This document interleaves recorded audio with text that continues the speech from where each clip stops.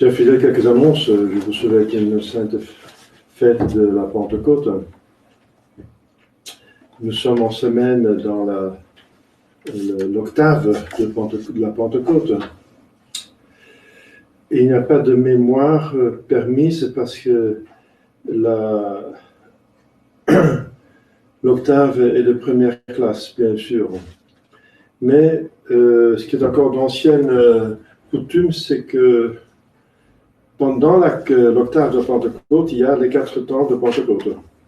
Donc mercredi, vendredi et samedi sont les 4 temps de la Pentecôte. Les 4 temps.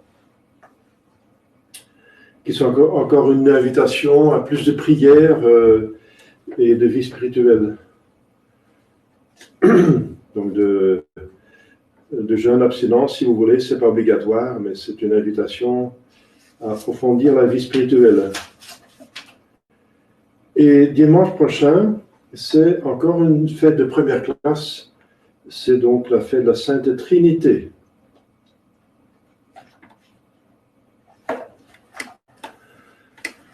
Alors, concernant donc les annonces de la situation de nos centres de messe,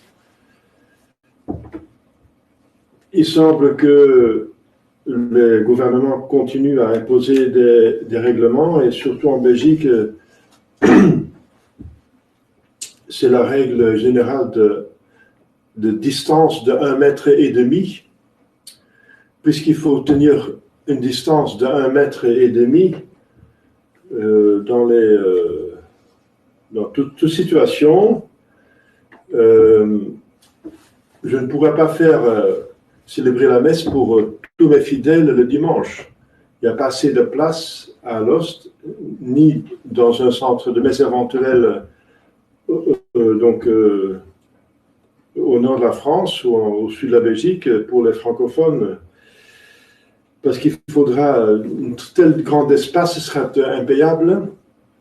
Donc je pense pour les messes de dimanche, il faut, jusqu'à ce que ce règlement de 1,5 mètre persiste, donc louer une grande salle de conférence, une salle n'importe quelle, un espace qui est assez grande pour qu'on puisse tenir cette distance d'1,5 mètre. Je pense qu'il n'y a pas d'autre solution aussi longtemps qu'il y a cette réglementation. Je ne sais pas quelle est la réglementation en France. Si en France, il faut aussi tenir 1,5 mètre, même si les églises ouvrent, sont de nouveau accessibles. Donc c'est à voir. On va voir quelle est la réglementation la plus avantageuse, la Belgique ou la France, si l'on peut passer la frontière à un certain moment. On a de la permission de passer la frontière belge, enfin, sur le gouvernement belge, mais donc ça ne veut pas dire que le gouvernement français permet de passer la frontière. Il y a encore ce problème qu'il faut tenir compte des 2 gouvernements. Si on veut traverser une frontière, il faut avoir en même temps la permission du pays d'où on sort, bien sûr, et du pays dans lequel on entre.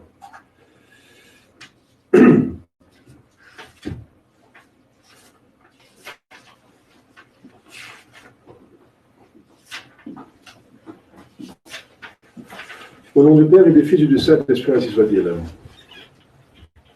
Chers fidèles, voici encore une grande fête. Une grande fête parce qu'il s'agit d'une personne divine. Et d'une certaine façon, par rapport à nous, la plus importante, puisque c'est la personne divine qui, à partir de la Pentecôte et jusqu'à la fin des temps, a une mission divine sur terre. Elle est envoyée par le Fils et par le Père. Jésus dit, l'Esprit que je vous enverrai de la part de mon Père, etc. Donc c'est clair qu'il vient du Père et du Fils. Et le Père et le Fils sont sur terre, bien sûr, parce que Dieu est partout, dans ce sens, oui. mais pas dans une mission spécifique. Le Fils a eu sa mission spécifique d'incarnation et de rédemption, mais il a terminé ce parcours et cet office, ce grand travail, cette grande œuvre qu'il a fait de rédemption. Elle est terminée à l'ascension. Bien sûr, il va continuer son office de prêtre dans le ciel, parce que, comme je vous expliquais l'autre fois, à la messe, c'est lui qui offre la messe, c'est Jésus-Christ qui offre la messe, et le prêtre visible n'est qu'un instrument. Donc dans le ciel, il va continuer son travail de rédempteur et plutôt de diffuseur, d'avocat, de consolateur, d'intermédiaire, intercesseur entre l'homme et les hommes et Dieu, spécifiquement son Père. Donc, bien sûr, les deux autres personnes restent actives par rapport à nous. Le Père continue à prendre soin sur nous comme providence. La Sainte Providence est attribuée au Père. L'office de prêtre intercesseur au Fils, mais c'est le Saint-Esprit spécifiquement qui va avoir cette proximité, cette intimité avec l'Église, avec l'homme sur terre, d'une manière très expresse. On va voir ça à la fête de Pentecôte.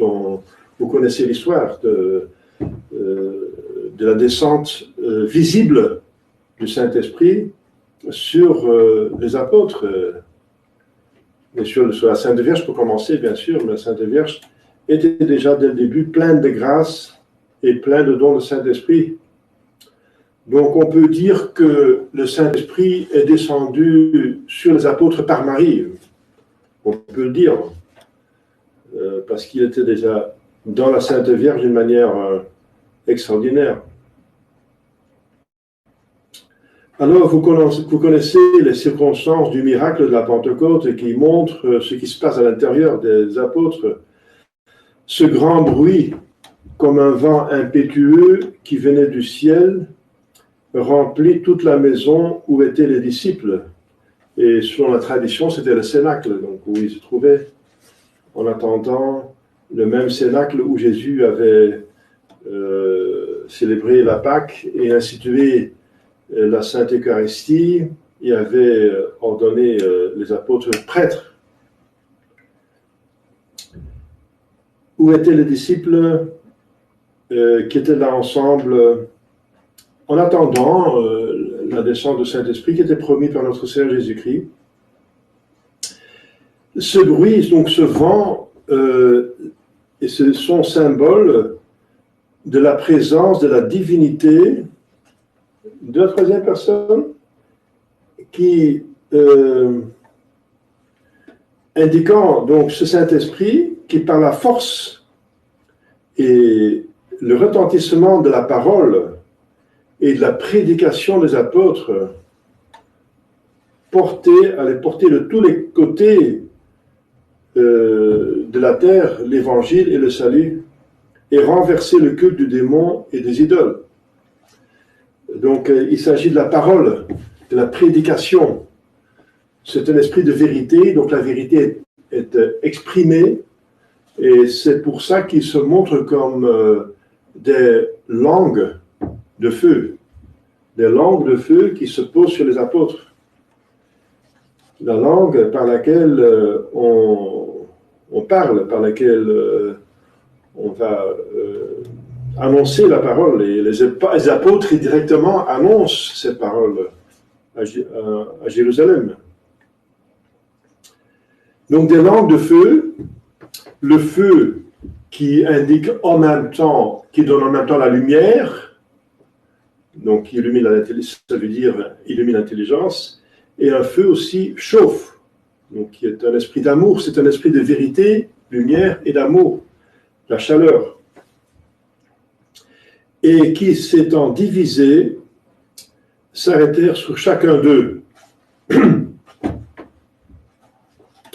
Mais il se divise sans perdre sa force. Hein. C'est comme la communion, n'est-ce pas? Il y a des combien de communions y a-t-il d'hosties dans les tabernacles? Mais un seul Jésus-Christ. Eh bien, il y avait autant de diffusion de Saint-Esprit qui se donne aux apôtres pour commencer, mais après va se donner à chacun de nous. Et nous le recevons bien sûr au baptême, mais surtout en abondance par la confirmation, le sacrement de confirmation. Voilà l'importance de ce sacrement.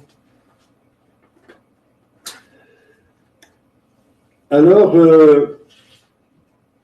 c'est un feu que Jésus dit, je suis venu pour mettre le feu sur la terre. Et comment je veux qu'il s'embrase? Eh bien, les apôtres étaient remplis du Saint-Esprit.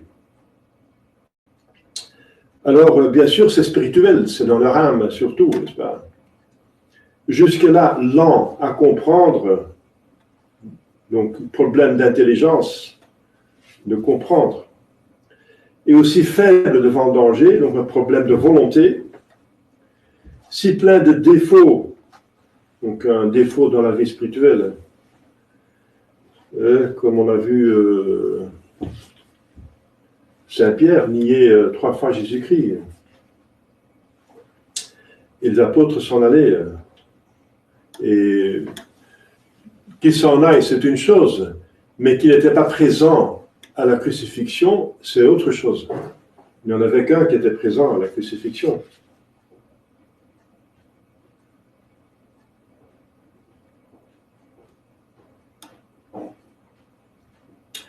Donc, il était soudainement transformé par lui en d'autres hommes. Donc, la transformation est soudaine.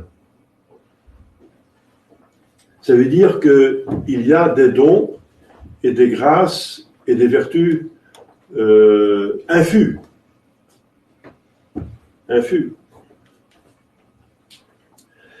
Remplis d'intelligence, de science, de courage, de ferveur, d'amour, confirmés en grâce.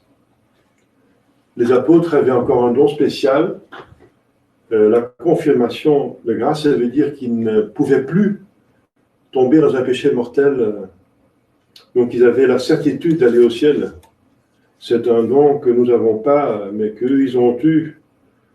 Oui, j'ai décidé que les apôtres avaient ce don. Ce devait être les piliers de l'Église, donc des exemples de sainteté pour tout le monde, littéralement pour le monde entier. Donc en un mot, il était renouvelé en entier, n'est-ce pas? Dans l'intelligence, donc dans la volonté, ça va jusqu'à la confirmation en grâce, mais dans l'intelligence, ça va jusqu'à l'infaillibilité. Nous savons que Pierre est infaillible sous certaines conditions, bien sûr, les 4 conditions données par le Concile du Vatican Ier en 1870, 1870. L'infaillibilité qui est pour Pierre, mais donc au début de l'Église, c'était pour les apôtres, pour tous les apôtres. Les apôtres étaient tous infaillibles. Donc il y avait encore Matthias qui remplace Judas, et ensuite il y a bien sûr Saint Paul. Donc il y a 13 apôtres. Les 13 apôtres ont reçu ces dons, n'est-ce pas, extraordinaires. Donc il y a des dons du Saint-Esprit ordinaires et que nous recevons tous, comme je viens de dire, au baptême et à la confirmation. Et finalement, l'état de grâce et les dons qui vont avec l'état de grâce sont augmentés avec chaque bonne œuvre que nous faisons. Et c'est des dons ordinaires. Il y a des dons ordinaires, il y a des dons extraordinaires.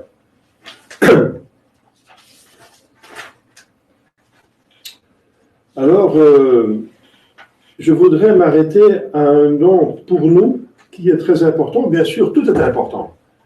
Dans un temps de crise et une persécution telle que nous la subissons, tout est utile, absolument tout. Mais en particulier, quand même, certains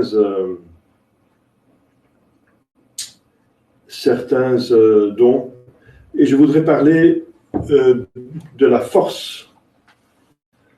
La force. On a besoin de force. On a besoin parce que c'est la force qui donne la persévérance finale. C'est la force qui donne le courage pour résister dans la persécution. C'est la force qui nous fait tenir debout. N'est-ce pas? La force, c'est la vertu et le don des martyrs. Mais même ceux qui ne vont pas mourir martyrs ont besoin de force pour fonctionner convenablement. Vous voyez, les apôtres ne fonctionnaient pas convenablement avant la descente du Saint-Esprit. Ils étaient enfermés par peur. Ils ne parlaient pas, ils ne prêchaient pas. On voit la différence entre les apôtres avant la descente du Saint-Esprit et après la descente. On voit les apôtres faibles, timides, lâches. Et après qu'ils ont reçu le Saint-Esprit, regardez comme ils ont changé, revêtus de la vertu d'en haut, vertu toute surnaturelle, divine, embrasés d'amour pour Jésus-Christ. Et voilà qu'ils s'élancent sans peur au combat contre Satan et ses suppôts. Et ils prêchent Jésus crucifié, reprochent aux Juifs leur déicide, confessent hardiment leur divin maître devant les tribunaux et parlent selon que leur suggère l'Esprit Saint. Enfin, ils s'estiment heureux de souffrir. On voit l'histoire très expresse de Saint André. Souffrir pour le nom de Jésus, les coups, la prison et finalement la mort, ils sont tous morts. Morts, bien sûr, ils sont tout le monde, mais je veux dire, morts d'un martyr. Ces pauvres pécheurs, n'est-ce pas, sans talent, hein, des hommes du peuple, sans crédit, sans autres armes que cette vertu du Saint-Esprit, entreprennent la conquête pacifique et la conversion du monde, et ils y réussissent. Alors Saint Jean Chrysostome s'écrit « Chose étonnante, cette victoire des 12, enfin, ils sont appelés les 12, hein, c'est symbolique puisqu'ils sont avec Saint Paul XIII, mais on l'appelle les 12, parce qu'au début, ils étaient 12. Cette victoire des 12, dit Saint Chrysostome, sur le monde est achetée, non par l'effusion du sang, par une armée, n'est-ce pas, mais par les changements des mœurs et des conversions. Donc une armée peut imposer un nouveau régime, mais c'est plutôt extérieurement, c'est pas dans les cœurs, c'est parfois contre gré de la population. Ici, c'est vraiment à l'intérieur, c'est libre. Il y a un libre oui envers Dieu. Observons encore avec attention, les apôtres du Christ n'ont jamais mis à mort ni exterminé leurs ennemis. Ils les trouvaient pires que les démons. Et certains d'entre eux, ils les rendaient comparables aux anges, par la conversion, bien sûr. Il y a même des bourreaux qui se sont convertis pendant la torture, en voyant la patience des martyrs et les miracles qui se faisaient pendant leur martyre. Et ces merveilles se perpétuent de siècle en siècle. On a vu les martyrs dans tous les siècles, et certains siècles plus que d'autres siècles. On a vu les pères du désert, cette multitude aussi des confesseurs et des vierges, qui par la grâce et la force du Saint-Esprit ont vaincu le monde et la chair et conquis la couronne éternelle. Alors, nous, chers fidèles, vous comprenez que nous avons besoin de cette force dans la situation actuelle où on a du mal à trouver un fidèle, un prêtre, un évêque qui est dans la doctrine, n'est-ce pas, qui préconise aucune hérésie, aucune.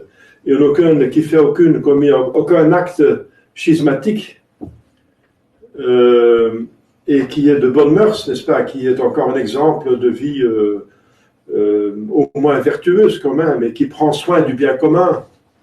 On a du mal à trouver où est l'Église visible. Alors elle est réduite à un très petit nombre. Et c'est prédit par Jésus qui est-ce que le Fils de l'homme trouvera encore la foi quand il viendra sur terre?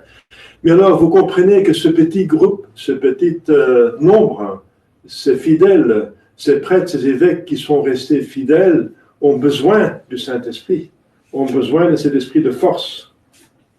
C'est l'esprit de force qui va vaincre, qui va surmonter toutes les contradictions, parce qu'ils sont animés par Dieu. Et qu'est-ce qui est plus grand que Dieu? Qu'est-ce que Dieu? Quis ut Deus? Par ce Christ, Satan même était vaincu. Quis ut, qui est comme Dieu? Eh bien, nous avons ce cri, plus que ce cri, nous avons la personne même dans l'âme, n'est-ce pas? Dans l'âme, par l'état de grâce. Par l'état de grâce, n'est-ce pas, nous sommes animés par le Saint-Esprit. Et cet esprit est divin, n'est-ce pas? Et si on semble faible, parce que nous restons des hommes, eh bien, nous avons quand même un aspect divin en nous, n'est-ce pas? Et ça veut dire que notre vie surnaturelle est invincible. Invincible. Cette victoire de la femme qui va écraser la tête du démon, c'est surtout la persévérance finale. C'est la persévérance finale. Parce que le but du diable, c'est d'amener les âmes en enfer. Le but de Dieu, c'est l'amener au ciel. Si les âmes sont arrivées au ciel, c'est Dieu qui a vaincu et le diable est vaincu. Eh bien, c'est cette victoire qui nous est promise. Et que le diable va guetter le talon, va s'attaquer au talon de la femme et de ses enfants. Eh bien, c'est les persécutions, n'est-ce pas, toutes les contrariétés que le diable et ses suppôts peuvent nous causer, et on en voit de tous côtés à ce moment. De tous côtés. J'ai encore une bonne annonce. Vous savez que j'étais arrêté dans la cérémonie même, la nuit de Pâques, et que je n'ai pas pu terminer la cérémonie par une intervention policière de la police qui est absolument illégitime, parce qu'ils étaient totalement en ordre avec la réglementation du Covid en Belgique. Eh bien, j'ai fait un appel à une instance plus haute et ils ont reconnu qu'il y a un dérèglement et ils vont faire une enquête. Donc, j'espère que ça va aboutir à quelque chose. Donc, il y a quand même encore quelque part une fraction de justice dans ce pays, n'est-ce pas, où il y a un droit constitutionnel à la liberté de religion, surtout là, et je dirais uniquement pour la vraie religion. Alors. Donc, même si nous sommes persécutés de manière... et vous savez, je sais de quoi je parle, j'étais déjà, il n'y a pas longtemps, comme vous savez, en prison, pour vouloir arrêter un sacrilège, n'est-ce pas, dans une église. J'étais en prison, j'étais arrêté dans la cérémonie même, à l'intérieur d'un centre de messe, dans une maison privée, vous vous rendez compte? Alors, je sais de quoi je parle.